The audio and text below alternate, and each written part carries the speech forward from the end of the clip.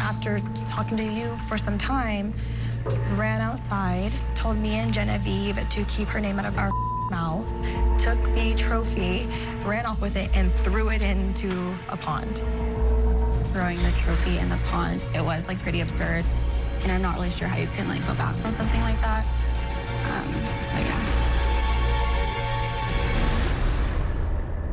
I didn't know that she tossed the trophy.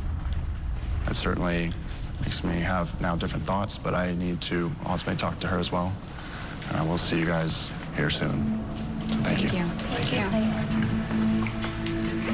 This is a lot to take in. To hear that Shenae was hurling expletives at people and taking the trophy and throwing it in the pond after she crashed the group date, it's really hard for me to defend those actions. And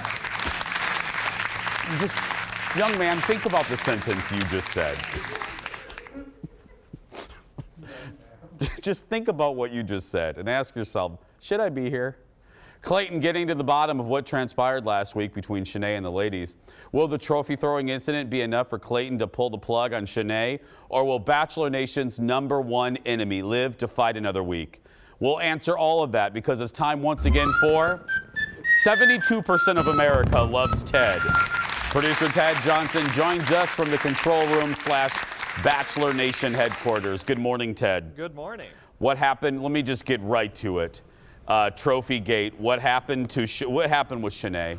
I think once Shenae realized, like once she threw the trophy, I think she realized that she was in the wrong. And so he called her out and he said, you know, how do you defend yourself? And she's like, oh, I don't know how to defend myself. So she goes in front of the women. She throws herself in front of the court. And she says, I've never had to do something so hard in my life. I'm apologizing. I want to be friends with all of you. I'm devastated. So she's got the tears flowing. It's all fake. And then she goes back to him. She says, I did it. I apologized to him. And boom, it worked.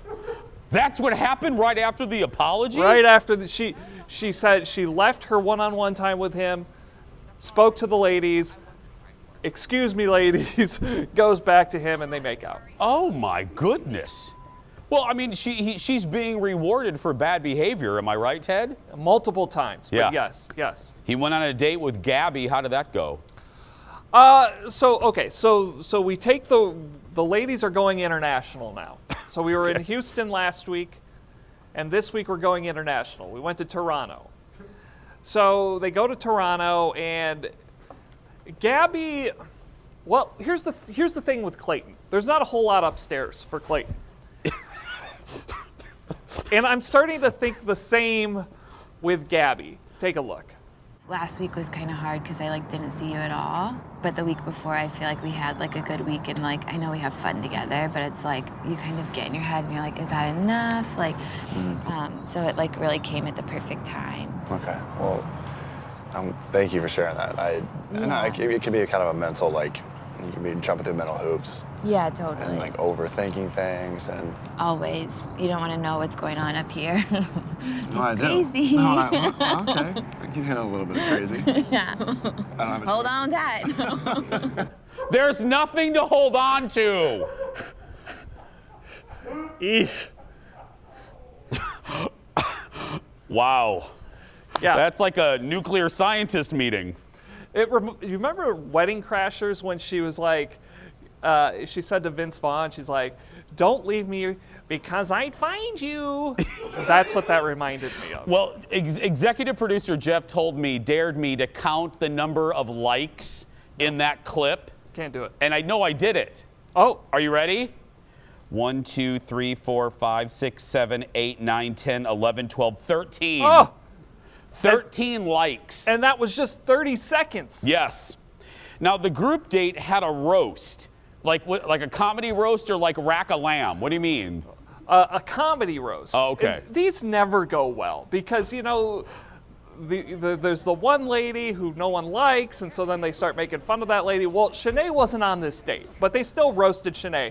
But they also roasted Clayton. One of the best jokes, one of the only jokes was I hear you, you basically you have a nice rear because you sat on the bench a lot in your pros. You're basically making fun of the fact that he says he was a pro football player, but he never played. Yeah. So that was good. That was good. But the rest of them, they just basically called Shenae a horrible person, and yeah. Was he in the NFL? Played. Okay, thank you. Finally, the 2-on-1 date has returned. Who do you think's on the 2-on-1? Shenae. Shenae's on the 2-on-1. That's right. So Shenae goes on the 2-on-1 with Genevieve. So this is now her new arch nemesis. And they go to Niagara Falls where, you know, Shenae's saying, I'm going to push her over the edge. And I saw how this was going. We had,